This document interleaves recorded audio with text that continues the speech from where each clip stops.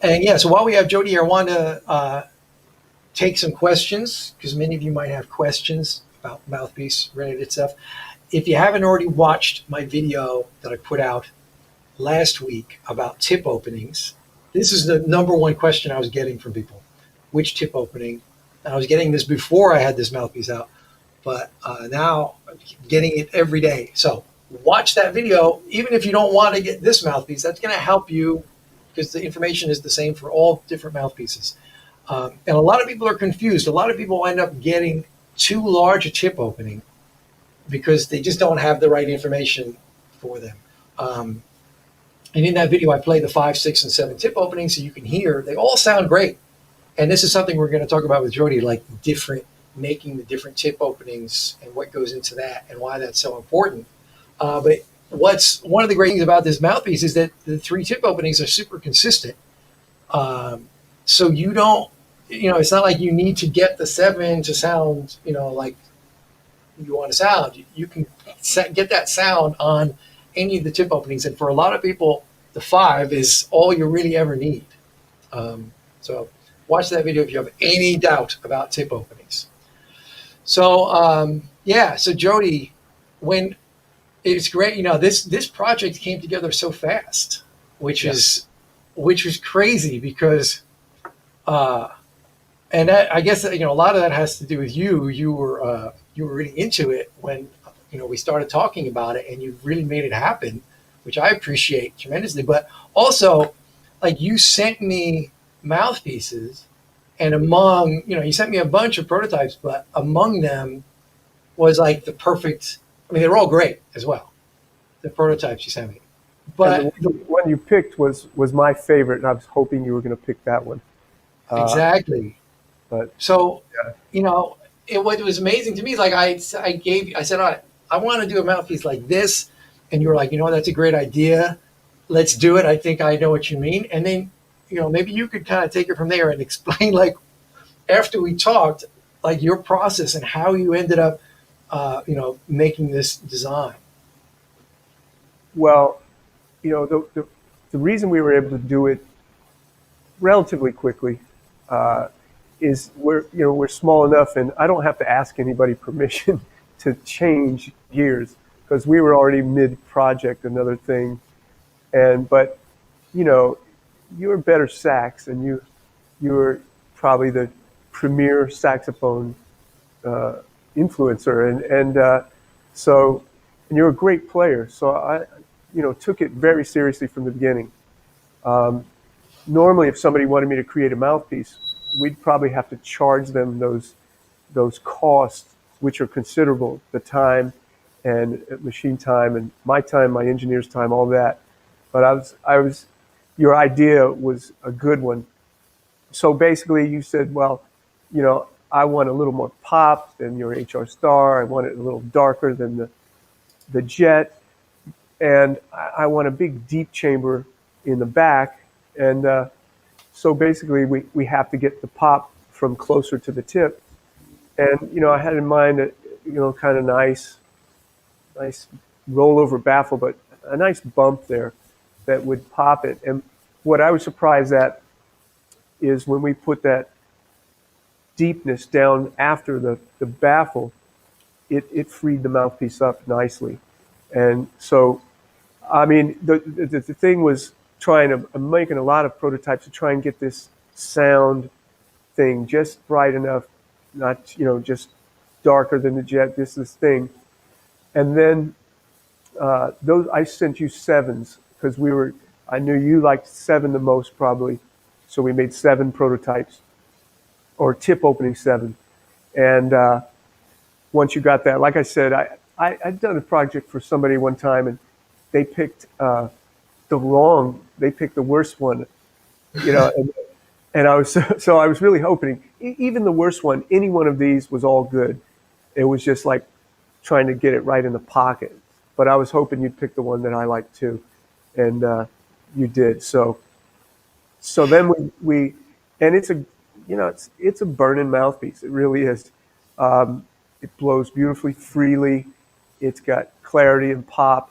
When I put a harder reed on it, I can you back off. Like you're really good at that, getting a lot of different sounds out of it. So you put that harder reed, it darkens it up. And if you back off on the volume, you can get close to a Desmond type of thing. But when you want to pop it, it hits hard for a hard rubber alto mouthpiece. The Altissimo is great. So then, that took us a couple of months, I think, getting to that point. There's a lot of prototypes that you didn't see, a lot of water under the bridge that I didn't send you. So getting there. And then getting the 5 and the 6, what that entails is when we make the same mouthpiece, we cut it, but we now make a 5-tip opening, which means we curve away less. The mouthpiece is brighter because that curve less, there's less space between the reed and the baffle. So it's brighter by nature. So I don't want the 5 to be brighter than the 7. So now I bring stuff down, and there's a lot of places where you can do it. So there's many prototypes just to get the 5, and we went to the 6 first, get that just like the 7, then the 5, and I'm extremely happy. That's what we do with everything. In molded technology, you can't really do that. You've got one mold, and you face them, and those smaller numbers are brighter, and those bigger numbers are darker. So you don't have this type of customization. So we get that 5. As you said, anybody who gets a 5, they're fine. It sounds so much like the 6 and the 7. So if you, like you were saying, if you practice 4 hours or less a week, stay with the 5. We had one customer of yours bought the Burnin 6, and he was having trouble, and he returned it, and he was going to get the 5. I was almost doubtful that, wow, is one tip opening size going to make a night and day difference? And it did for him. He called up and he said, yeah, it made a night and day difference. He was coming from a Yamaha 4C or a Selmer C Star. And he said, people should know if you're coming from that, this made a big difference. On the other hand, the 6 is not hard or the 7 is not hard. But if you practice 4 hours or less, I think 5 is a way to go. Yeah, certainly. And that's going to be the most comfortable for most casual people, casual players, or even just, people that don't play really hard. The larger tip openings are usually for players who want to put significantly more air through the horn. So you just need a little bit more space for it to take all that air before it kind of shuts down, because the reed can only handle so much volume of air going past it in that tiny space. So so for most people, the 5, I could play the 5. I would be I could play the 5 every day forever, no problem. I would use half a strength harder reed on it, and I'd be totally happy. The only situation where I would be like, I wish I had the 7 is like on a live gig where it's really loud, or I'm playing lead alto in a big band and I have to, play as loud as the lead trumpet and have everybody in the band hear me. Those situations you want a larger tip opening sometimes to be able to get, so you could just really let all the air go through the horn. But most people are not going to be in that situation. And Jay, one thing I've been surprised about is that you offered the power ring to people, and you're giving them a little discount on it, so it's a nice deal. But half of the people, we've sold a lot of mouthpieces already. Half of the people are ordering power rings, so It's a good number, and I think they're very happy with it. So. I'm super happy with it too. It's a great setup, and it looks. I got it here. I think it looks, but not when I'm looking at my videos. When I look back at the videos, and I look not only my videos, but I'm watching other people that have got this and they're playing. I'm like, what that looks. It does, I don't know, something about it. Maybe it's a different look because we don't normally see that. I think it looks very class and pro. I don't know. It's cool, and of course, it's a great ligature. Does what a ligature should do. And did you watch my my ligature video where I played a bunch of different ligatures on that mouthpiece? I don't think I know. I haven't seen it yet. Yeah. Well, one, I mean, I played like every ligature I have that fits Yeah. on the mouthpiece, right? Just, because there are differences. There are subtle differences. Some, you might play 10 ligatures and they all sound and feel the same to you. But then one is like, ooh, there's a little something with this one, you know. And I was playing all good ligatures, and out of them all, and most people agreed after watching that video that one there was one of the few that were like clearly, ooh, there's a little more oomph in there. Good to So hear. Excellent. yeah, Yeah. and there was a few others. There's lots of good ligatures out there, but it's nice to have, a good match, a mouthpiece ligature match, and I'm glad to be able to offer the ligature with the mouthpiece as well, instead of just throwing a ligature that you might not even ever use in there just to have one in it. Yeah. So yeah, so now I think we can open it up to some questions. If anybody's got any questions for either me or Jody about the Burnin mouthpiece or mouthpieces in general, I know. Okay, someone's asking. Okay, this is a good question. What is the JodyJazz return policy and process? I'm planning on buying either a Burnin or a Theowani mouthpiece. I want to try both of them and return the one I like most. Yeah, for that, the link I put in the chat I'll put it in here again. The return policy is there on that page and on the checkout page. So it's all very clear. Visit the page and you can read it. You can order one of these and try it out and return it for a refund within a window of time. It gives you enough time to know whether it's the right mouthpiece for you or not. But read that policy and all the details so you're just exactly sure of what that is. But yeah, you can get one and try it. Okay, this is a good question.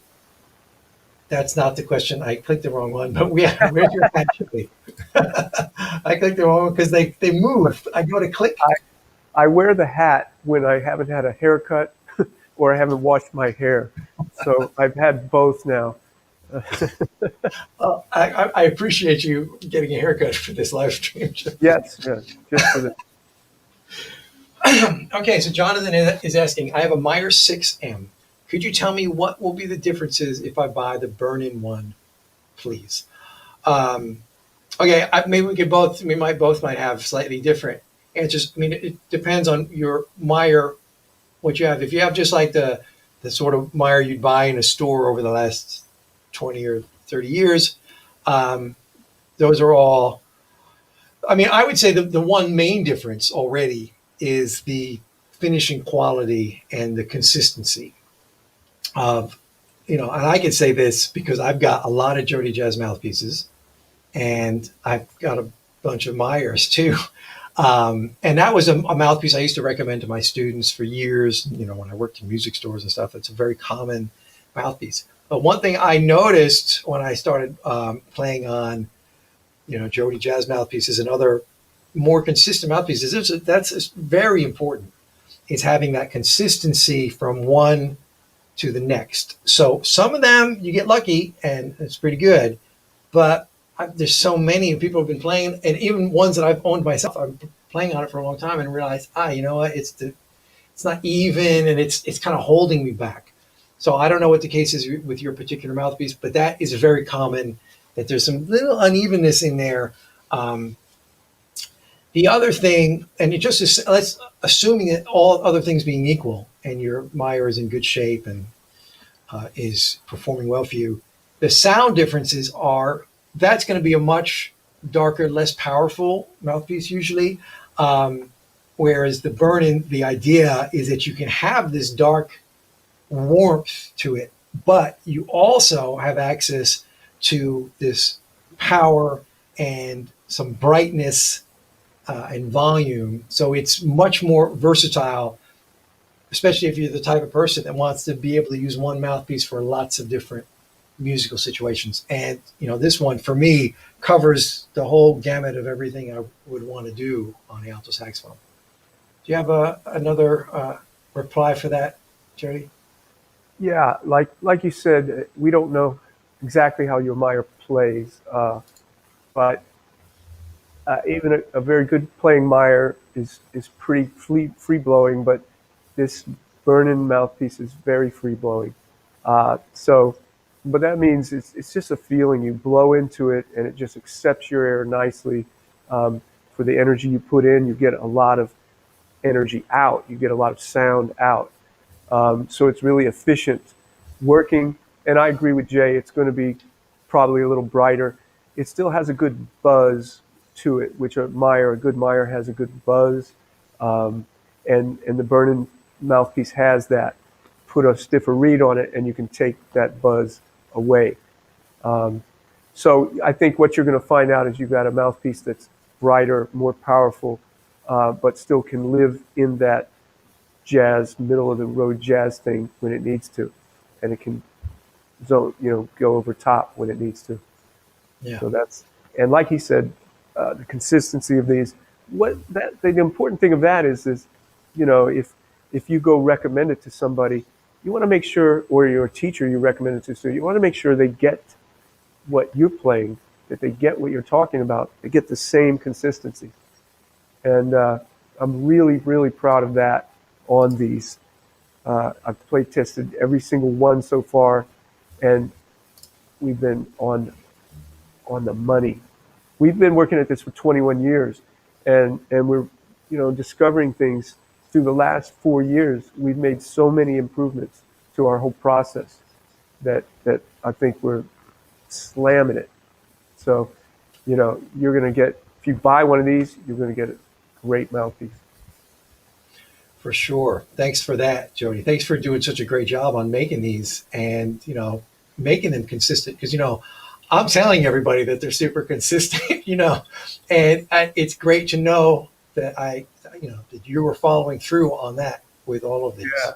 You need to fly over here and play like a couple of hundred, and you're going to be blown away. I'm gonna come as soon as we can travel freely. That's one of my first stops. Is going to be down there in Savannah. Visit you guys. We're going to make a great video, if you're up for it, about Sure. JodyJazz, about making this mouthpiece, and just I'm sure you got some really interesting stuff that everyone would be interested in checking out and learning. Like something like I did with the Reed video with the Versatility Factory, which people really enjoyed. It'd be great to kind of show people the ins and outs of the process in that sort of way. So who would be up for that kind of a video? Let me know in the comments if you want me to visit the JodyJazz factory and do like a little documentary. We'll eat All right, some we got good some food. Oh yeah, Yeah. I'm always up for good food.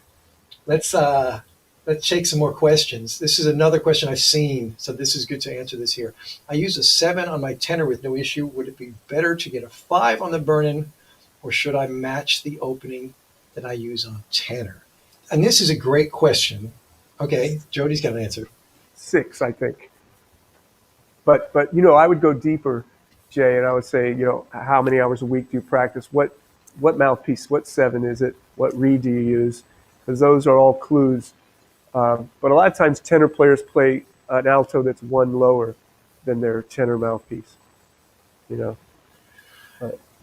Yeah, okay, that's a great. So that you would say that's like a rule of thumb to go slightly lower on the alto mouthpiece. I mean, I do that. I play 7 on alto and 7 star on tenor. Yeah, it seems to be. And in perfect world, I always say try everything and see.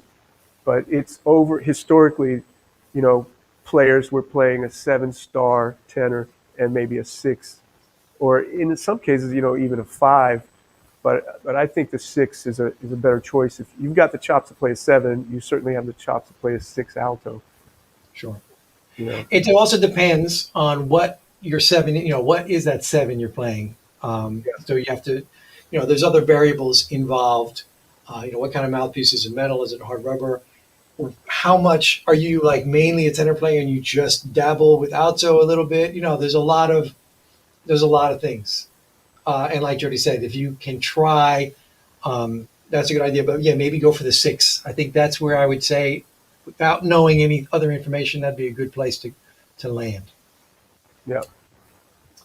Okay. Um, okay, and I think we had the exact same question. How does the burning compare to Meyer 6? So we already answered that. But yeah, I mean, so many people are going to be coming from Meyers, and I think this is a great upgrade for someone who's been playing Meyer. And I'm not saying, throw your Meyer out and get rid of it, but this is going to give you a mouthpiece. The burn-in is going to give you, if you've been playing a Meyer and you feel like, I would like a little bit more sound or a little bit more range of, and the spectrum of what I can get out of it. This mouthpiece is, first of all, it's going to be super consistent and just play like a dream straight away. But now you're going to get access to this brightness while you're still going to be able to have your sound that you got on that Meyer. You still have that sound, but now you can get some more volume, and that's one of the reasons a lot of people upgrade from Meyers is because they're like they can't get enough volume. I remember when I was doing my master's degree at Queens College, I went from a Meyer to a small chambered Vandoren V16 mouthpiece because I needed more volume, and that was the main drawback of the Meyer. And as soon as I had that small chamber, they kind of, that put a lot more volume coming out. So yeah, I think this is, a lot of people who are playing Meyers, you can be like, this is like my Meyer, but just a lot better in a lot of ways. And Jay, I've been doing these 6 questions for 21 years, and so that's such a common. We have this. One of the questions is, what would you change? What would you like to change about your current mouthpiece? And that's so common that a Meyer player needs just a little more to get over the big band, get over the or lead alto, or I just need a little more. I like my setup, I like my sound. I just need a little more, and that's so common. And so that's exactly what you're going to get. You're going to get that extra power you need, and like a great blowing feel. Yeah, but you can still play soft and ballads and everything and still have that nice, lush, warm tone that you get with your Meyer, but usually with a little bit more edge, which I like. Even when I have like a dark sound, mixing a little bit of edge in that, for me, just makes it more complex and better. So yeah, good question. So we already kind of touched on this a minute ago, but Brian is saying the range of your mouthpiece, it sounds like Burnin fits between HR Star and Jet from brightness character perspective. And that was kind of like where the direction we were coming at, because I like both of those mouthpieces. I like all of Jody's mouthpieces. But for me, I was like, you know what? For me, HR Star is great, but on Alto, I want something a little, I need more. And the Jet is great, but I still want to have that the warmth that I have in the HR Star. So it's kind of like trying to get the best of both worlds and meet somewhere in the middle. Yeah, and that was your mandate. And when I pick a mouthpiece, I agonize over it, and I'm getting real serious with listening and having a few other people around here listen and just. And then with each of those tip opening, each one was this whole thing. But we thread that needle, I think, really nicely. Because you got the Jet is a little bit a different approach. It's brighter, but it's also a different approach because it's a shorter facing curve. It's got a different type of chamber. This Burnin has a classic hard rubber alto chamber. And so that's a different approach, a different feel and blowing. So I think that's what you wanted. You want that classic hard rubber alto, but with more zip. Yeah, I mean it's kind of oversimplifying it to say that it's like you're just between the HR Star and the Jet because there's a lot of other variables. But yeah. You could say that. Yeah.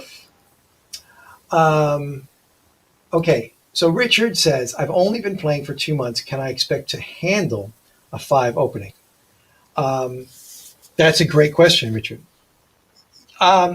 So what are you playing on now? If you're probably playing on something that's more like a 4 tip opening, like the stock mouthpiece maybe that came with your instrument, or a Yamaha 4C, going from that mouthpiece to the 5 is not going to be a big stretch for you. It's going to take you a little bit of adjustment, probably. That's totally normal when, especially in the beginning stages of playing saxophone. Changing your mouthpiece can, throw you for a little bit of a loop, but that's part of the growth process to get to that better sound you're looking for.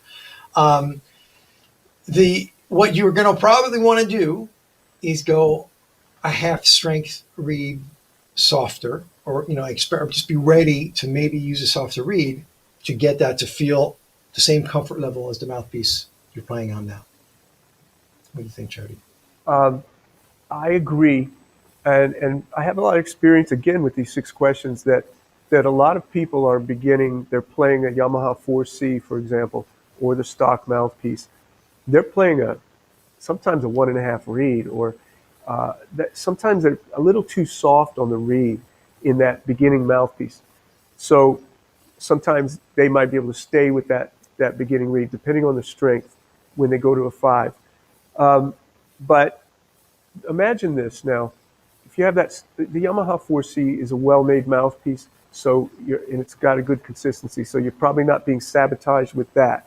But the stock mouthpiece, which means the mouthpiece that came in the case, is often almost unusable because the manufacturer pays $2 or $3 for it. And if the mouthpiece doesn't seal when you put a reed on it and gets the pop, that whole thing, then it means it feels like your horn is leaking. You can't get your low notes. You're being sabotaged from the beginning. I think beginners need a better mouthpiece than the beginner mouthpiece. They need the best mouthpiece. So imagine you're trying to begin, you're having a problem getting your low notes, all that. If you'd have just changed right away, and you can play a 5. I mean, we're all adults here, pretty much, I think, mostly. But even a kid can step up to the plate to a 5. Like Jay said, make the reed adjust the reed strength so it feels good, and then step up to the plate. Fill up your body with air.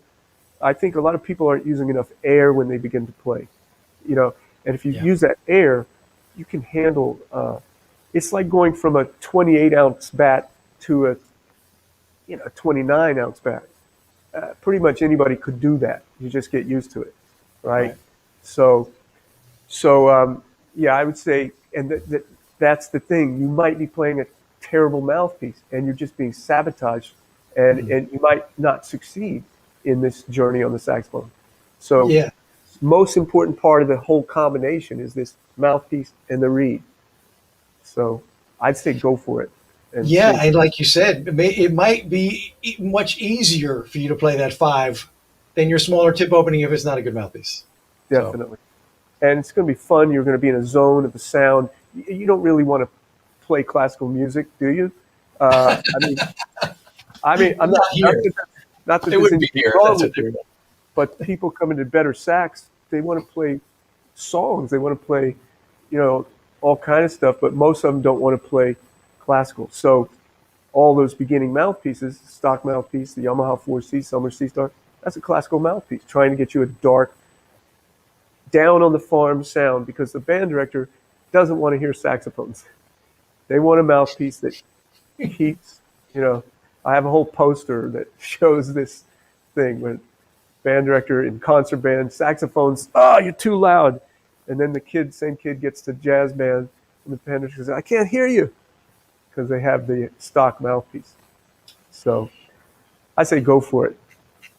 Yeah, I mean, that's one of those things where, often everybody wants to play the saxophone in the band, and there's more saxophones than the band really needs, and they overpower some of the other instruments, but everybody wants to play the saxophone because it's the cool instrument.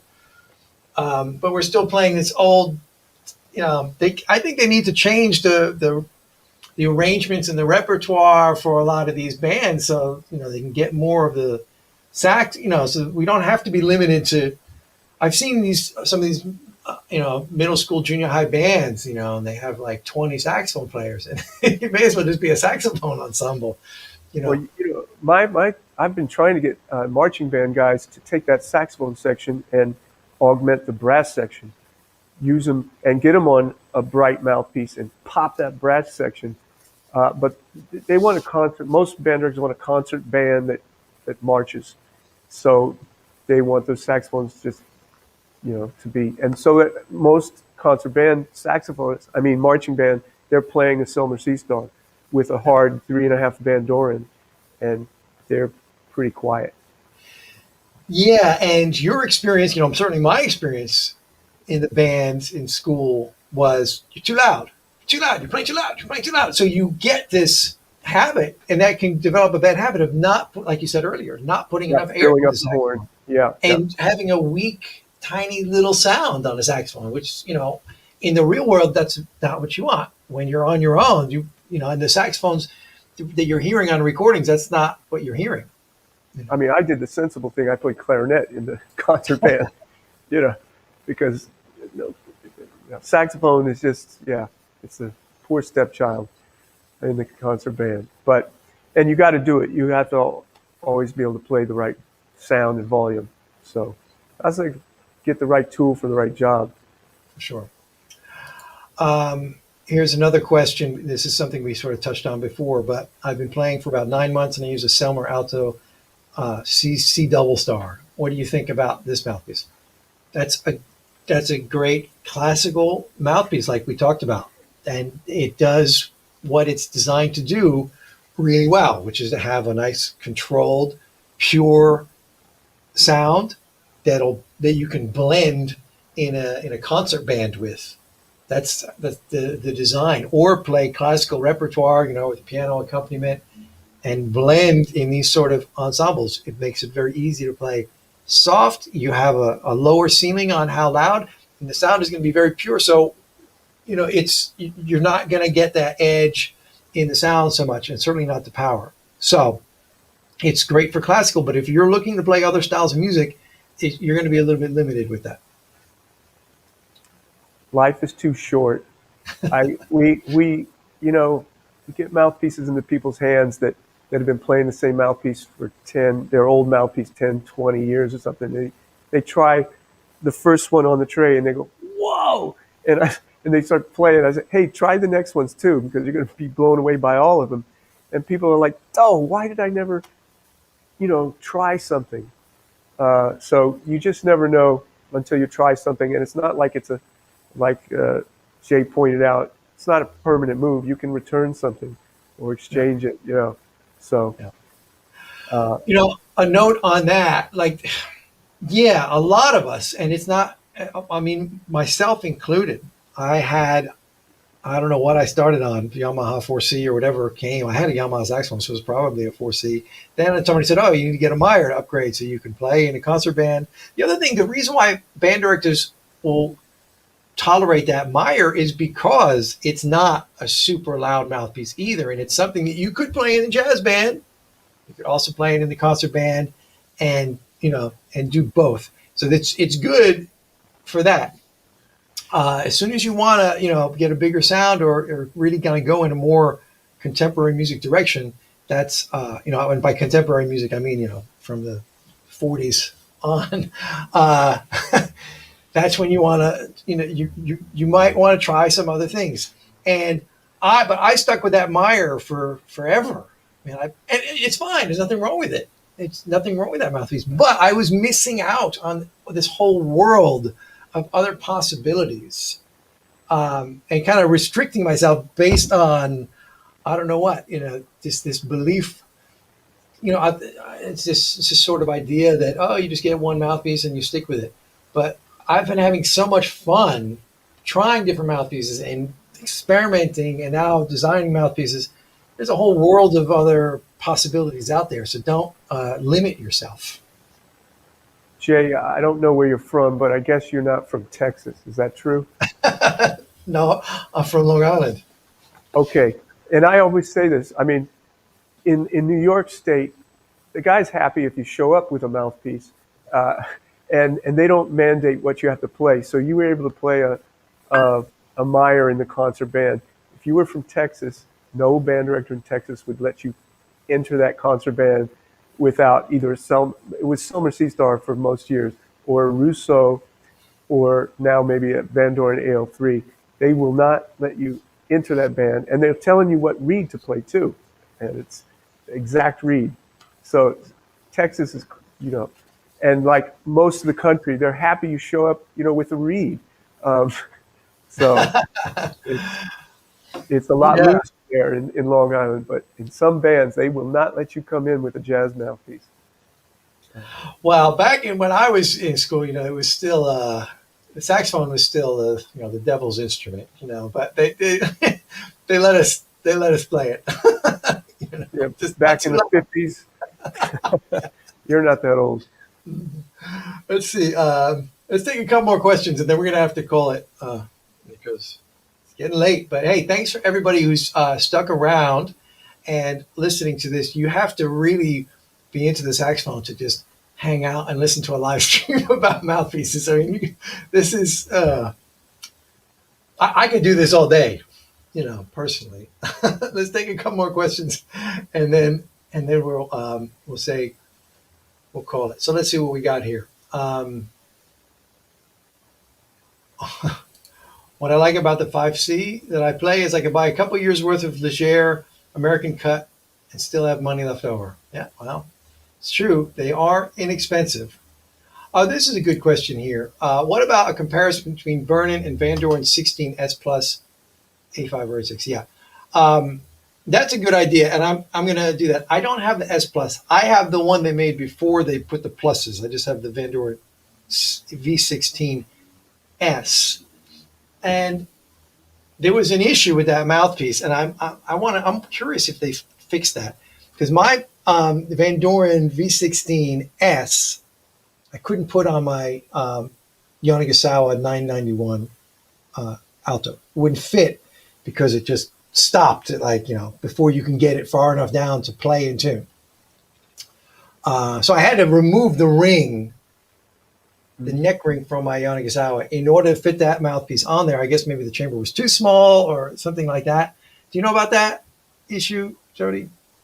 I've seen it on some mouthpieces. On our old hard rubber, we had something like that on the Series 2 Selmer because I had this ring that kind of protruded past the neck.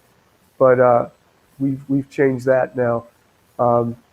But I never came across it because I didn't play that mouthpiece. But my feeling is Vandoren is very good mouthpieces. But there's a thing that, and some Vandoren players, if they like this, there's when you blow into it, there's a thing that it blows nicely, but it's a different feeling.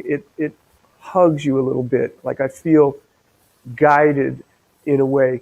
And for me, the mouthpieces that I always gravitated were like they had this open. When I blow into it, it's like wearing comfortable shoes and wearing tight dress shoes. That comfortable feeling that I get where it feels like I can go this way in the mouthpiece as opposed to this way. This is hard to describe. You have to play them back to back. And not that this is a bad thing. It's just that I like this.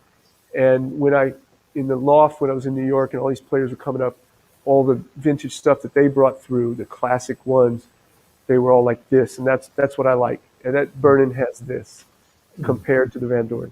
Vandoren is a good mouthpiece. So it could be personal preference.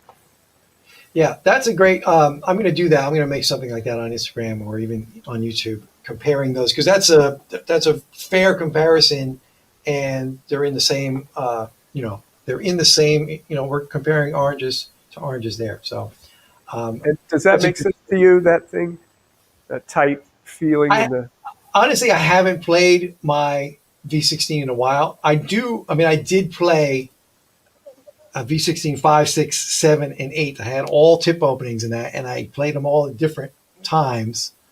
And I did notice that they didn't all play as consistent. There was differences for me. Not necessarily good or bad. They just weren't like, oh, that 7 is very different than the 6. There was things like that. They're still good, but I never played the 7. I like the 6 so much more than the 7. That's what I'm talking about. If I drop the ball on one of these tip openings, and this happens in a lot of ranges of mouthpieces, everybody plays the the 5 because the 6 sucks or something, Yeah. But because you got to go to the mat on each one, and it's a totally separate, prototyping process. If you don't, then you're going to get that. It Yeah. easily could have any one of these not play as good as the other, but Yeah. you have to really work at that. Yeah. So, But yeah, that's definitely, and that's something I'm going to have to do down the road is start comparing it so people can hear the differences. I'm just enjoying playing it so much. I haven't really put on another Alto mouthpiece since I've had this one. excellent. No, I'm really loving it. I mean, it's which makes it a lot easier to. Hey, were you sound. going to play the thing that we played? Oh, that was the whole. Yeah, that was the whole idea. And I didn't even set that up. Let's see if I can do that. I want you guys. Yeah, that's how we're going to end this. I'm gonna put this. Give me 1 second. I'm gonna put this up. This me and Jody played a duet where we're both playing the burn-in mouthpieces. So, and we did this on one of my backing tracks from Better Tracks. And we recorded them separately at different times, of course. And I was really worried because I was going to blow my lame licks, and then you could just like steal them and just blow me away. But it seemed to come out good, I think. Okay, you guys ready? Let's put this up. Let's see if I can do this. I'm going to share screen, and I'm going to share Chrome tab. This one. All right, let's do it. I did it. Here it is. Let's play it.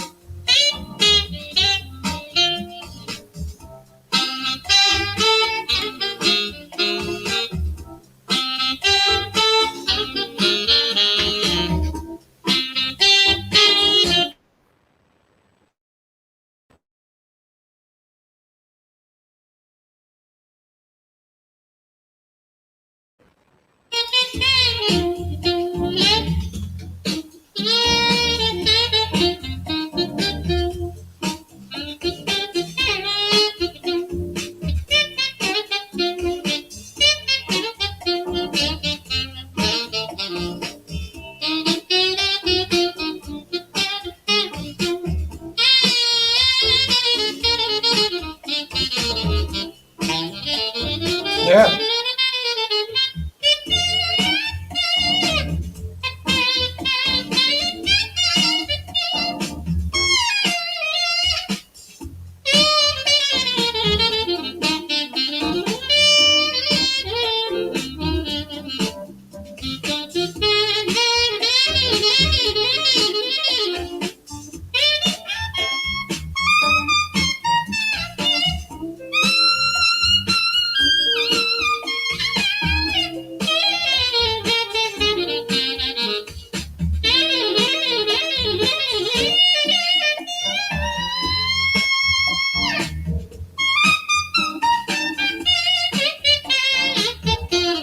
Yeah, Altissimo is easy on this thing, right? Yeah.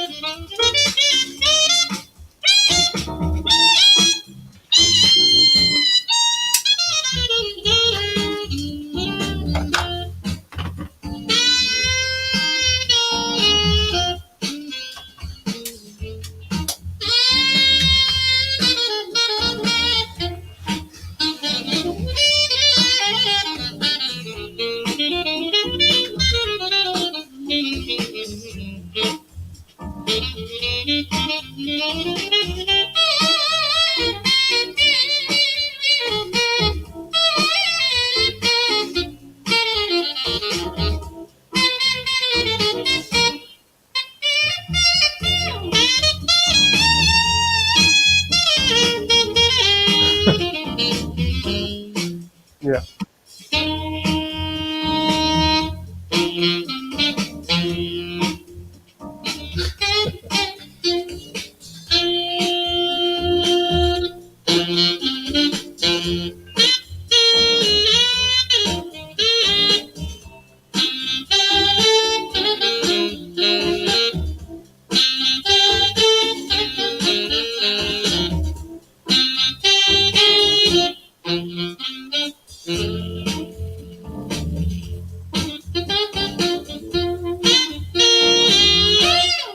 Yeah. Yeah, man. Cool. Right. Thanks for So doing it. yeah, the real one, if you listen to it on YouTube, it sounds a little better because I think because our mics were open, it sounded a little bit funky. But Oh yeah, yeah, I thought it was gonna take. Yeah. So thanks for that was everybody for listening anyway. yeah. I didn't really have it queued up. I guess it was just the audio was coming from my speakers through the mic, and Ah, okay. But that was good. cool. It sounded good for me because I'm just Ah, uh, yeah, the solo. Yeah, so Majid is asking solo parts improvisation from you guys. Yes, that was oh improvised. no, I took a week and wrote down my whole solo and practiced it and learned it. No, that was definitely improvising. Yeah, man, and definitely. Oh, thanks, Diana said excellent. Yeah, definitely the altissimo super easy, and everybody who's played this, you were up there in the dog whistle notes up there for a while, but super easy, right?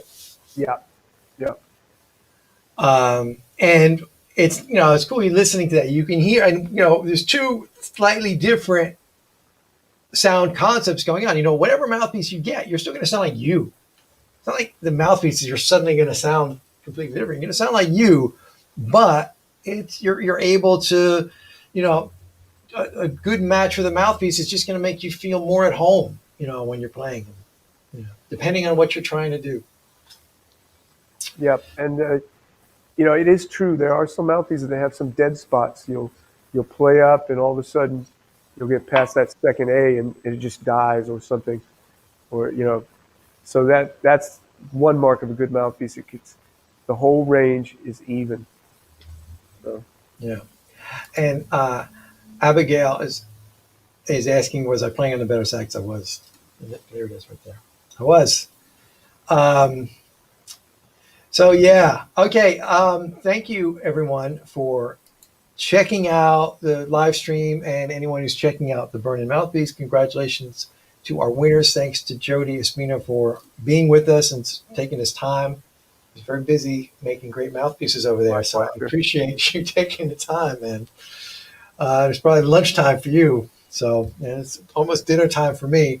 So thanks everybody. We're going to be doing some more live streams. And more giveaways.